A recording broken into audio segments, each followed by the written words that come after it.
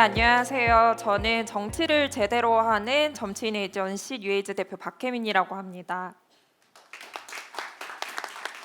제가 이런 자리에 오면 꼭 드리는 질문이 있는데요. 혹시 뉴에이즈 기존에 알고 있었다 하신 분들 잠깐 손을 들어주실 수 있을까요? 저희 열심히 했네요. 감사합니다. 뉴에이지는 정치 산업 내 의사결정권자를 다양해지게 만든다는 미션을 가지고 시작을 했습니다. 우리나라의 지방의원 정치인들 만 39세 이하 정치인은 전체의 10%이고요. 국회의원은 4.7%입니다. 뉴에이지가 시작했었던 2021년에 가장 가까웠던 지방선거는 2018년 지방선거였는데요. 그때는 전체 6%밖에 되지 않았습니다. 왜 이렇게 적을까라고 찾아보니까 우리나라 정당 중에 인재 성장 시스템을 갖춘 정당이 없다는 걸 발견하게 되었습니다. 그래서 저희는 초당적인 인재 성장 시스템을 구축하는 정치인 에이전시로서 정치인들이 정치를 할 수 있게끔 솔루션을 제공해주는 비영리 스타트업으로 출발하게 됩니다. 근데 여기서 젊은 사람들이 많이 들어온 만큼 좋은 정치를 할 수 있어야 하잖아요. 그래서 정치 시스템을 만드는 데까지 역할이 확장이 되었습니다. 저희 사업 내용은 크게 세 가지인데요. 정치인을 키우는 학습 커뮤니티를 통해서 초당적인 동료들과 함께 성장할 수 있도록 돕고요. 유권자를 모으는 정치 리터러시 미디어를 통해서 2030 세대가 정치에 관심을 가지고 지역 기반의 정치에 참여할 수 있도록 돕습니다.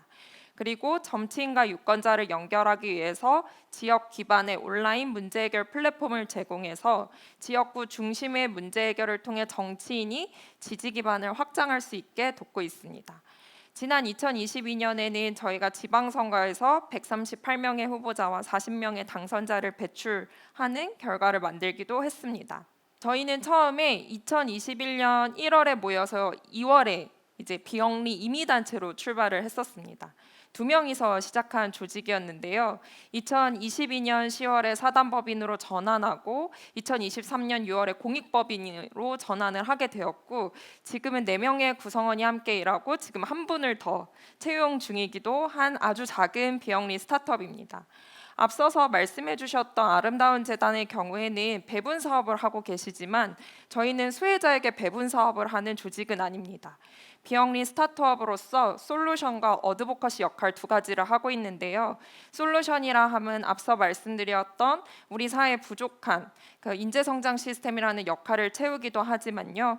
왜 정치인이 많아져야 하는지, 정치 산업에서 어떤 변화를 만들어야 하는지 메시지와 캠페인을 통해서 어드보커시 역할을 하고 있기도 합니다. 저희 구성원 4명의 특징은 비영리 조직에서 일해본 경험이 아무도 없다는 겁니다. 모두가 영리 스타트업에서 일을 해왔었던 구성원으로 구성되어 있습니다. 그래도 저 역시도 비영리 조직의 대표로서 일해온 경력보다 사실 기부자로서의 경력이 훨씬 긴데요. 한 15년 차 되는 것 같습니다. 그렇게 했을 때 비영리 조직의 투명성이 중요하다라는 이야기는 쉽게 찾아볼 수 있는 뉴스였습니다. 근데 2명이서 우리가 정말 얼만큼 잘할 수 있을까라고 생각이 들었을 때 저희는 꽉 채운 100을 처음부터 잘할 생각하지 말고 정확한 태도로 일을 잘하자라고 생각했습니다. 왜냐하면 사실 조직이라는 건 관성이 있기 때문에 시작하고 나면 바꾸는 게 더 어렵거든요. 그래서 이 일을 할 때 가장 우리다운 일을 하기 위해서 무엇을 어떻게 해야 하는가를 고민하게 되었습니다. 그때 저희가 이제 한 4년 차, 이제 만 3년을 좀 채우고 절반 정도 지난 것 같은데요. 그동안 저희가 해왔던 실험을 좀 구체적으로 공유를 드리려고 합니다. 가장 먼저 무엇을 왜 하려고 하는지를 잘 공유하려고 했습니다. 제가 기부자였을 때 항상 궁금한 건 왜 결과만 알려주지? 라는 거였어요. 전 사실 결정이 좀 더 궁금한 기부자였거든요. 좀 더 자세히 말씀드리면 계획이나 성과에 대해서는 이야기하지만 왜 이 계획과 성과를 만들게 되었는지에 대한 맥락과 과정을 기부자에게 얘기해주지 않는다는 거였습니다. 사실 맥락과 과정, 우선순위를 알아야만 이 성과가 좋은 성과인지 아닌지를 알 수 있습니다. 100명을 참여했는데 이 100명이 좋은 숫자인가 아닌가를 판단할 수 있는 기준이 없다고 생각을 한 거였습니다. 그래서 저희는 미션, 비전, 엔드픽처 이 변하지 않는 뉴에이즈가 만들어가고자 하는 임팩트를 중심으로 언제든 전략과 사업 내용은 바뀔 수 있다고 기부자분들에게 설명하기 시작했습니다. 우리는 제일 중요한 건 임팩트를 내는 일인데 이 일을 잘 하기 위해서 저희가 이런 가설을 가지고 실험해 보겠습니다. 해봤더니 실패했습니다. 혹은 여기까지 성공했습니다. 라고 말씀을 드리면서 맥락 가정 이후에 계획과 결과가 뒤따라올 수 있도록 한 겁니다. 이걸 언제부터 했냐면요. 설립하고 2달 지나고 했습니다. 저희가 2021년 2월에 비영리 임의단체로 시작을 하고 2024년 4월에 뉴에이즈 투자 설명회를 온라인으로 열게 됩니다. 그때 저희가 이 3가지를 목표라고 말씀드렸어요. 뉴에이즈가 후원할 만한 곳인지 판단하세요. 저희 뉴에이즈 뉴스레터를 구독하고 계신 400명 중에 투자 설명회 오실 분 했더니 한 40분 신청하셨거든요. 그중에 한 17분 정도 참여하셨던 것 같습니다. 그분들한테 저희가 무엇을 어떻게 하고자 하는지, 어떤 사람들이 일하고 있는지, 후원은 어떤 구조로 받고 어떻게 돈 쓸 건지 말씀드리겠다. 근데 후원의 정의는 돈을 주고 뒤로 물러서는 거라면 투자는 우리 돈 진짜 성과가 나나? 지켜보는 일이니 투자 설명회라고 생각하시고 판단하셔라 라고 말씀을 드렸고 2달 동안 저희가 탐색했던 정치 산업에 대한 결과를 바탕으로 대략적인 모델을 공유드렸습니다. 그날 투자 설명회가 1시간 정도 진행이 되고 월 후원금이 30만 원 이상 처음 들어갔어요. 그때 이렇게 얘기하시더라고요. 사실 아직 뉴에이즈가 뭐 하려고 하는지는 잘 모르겠다. 근데 2달 동안 이 팀이 이 정도로 해냈으면 앞으로가 기대되니 일단 후원하고 지켜보겠다라고 하셨습니다. 그 이후로 저희는 이런 노력들을 계속했는데요. 저희는 지방선거, 총선처럼 중요한 마일스톤들이 있습니다. 마일스톤이 끝나고 나면 저희가 어떤 과정을 만들었는지, 어떻게 회고하고 있는지, 어떤 성찰을 바탕으로 앞으로 어떤 계획들을 가지고 있는지 오프라인 이벤트를 열고 여기에 가장 먼저 저희의 후원자분들을 모시고 그 다음에 뉴에이즈를 지켜보시는 지지 기반에 계신 분들을 초대하게 됩니다. 그때도 말씀드립니다. 여러분, 저희가 지금은 이렇게 알게 되었는데요. 한 달 뒤엔 또 성장해서 바뀌어 있을 수 있습니다. 달라질 수는 있지만 지금 배운 것들을 여러분들에게 투명하게 공유 드립니다. 라고 말씀을 드립니다. 그리고 후원 페이지, 뉴에이즈 후원 페이지를 보시면요.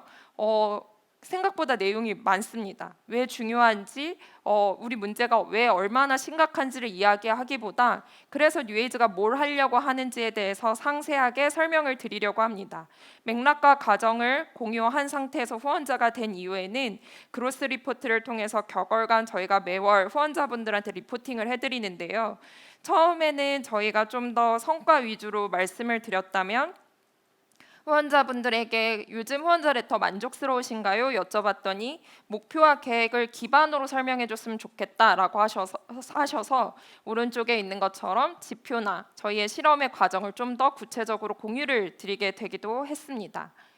그리고 일하는 사람들이 어떤 태도로 어떤 과정을 만들고 있는지 그리고 구성원들의 성장을 보여드리는 것도 중요하다고 생각했습니다. 그래서 총선 과정을 담은 다큐멘터리를 저희가 만들어서 보여드리기도 하고요. 책을 만들기도 했습니다.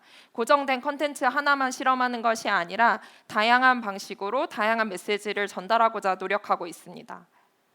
그리고 의사결정 과정에도 적극적으로 사람들을 초대합니다.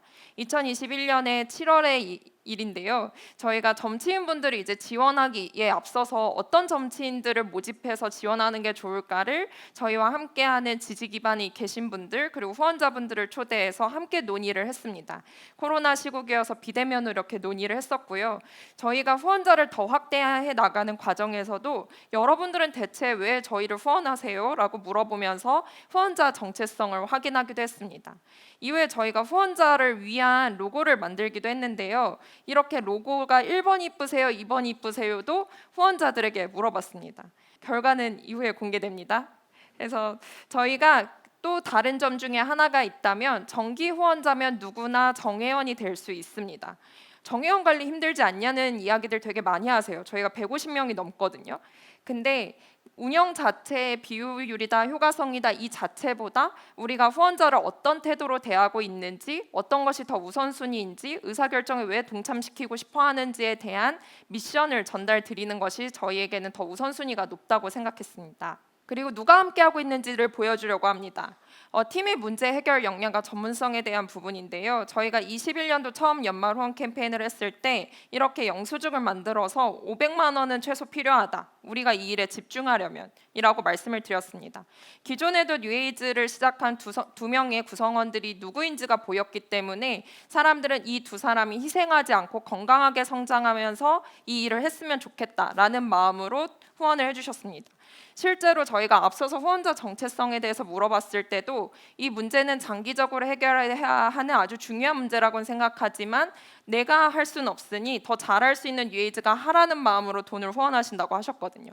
그래서 그럼 우리 좀 대놓고 요구해볼까? 라고 생각을 해서 이런 캠페인을 진행하게 되었습니다. 이후에도 뉴에이즈는 중요한 사업적인 전략의 변화나 캠페인을 시작할 때 구성원들이 등장해서 우리가 이걸 왜 하려고 하는지, 왜 중요한지에 대해서 영상으로 설명을 컨텐츠로 제작하고 레터를 쓰고 오프라인 이벤트를 통해서 설명을 해드리고 있습니다. 정답은 1번이었습니다. 1번이 더 예쁘다고 하시더라고요. 저희가 후원자분들도 보여지게끔 만들고자 했습니다.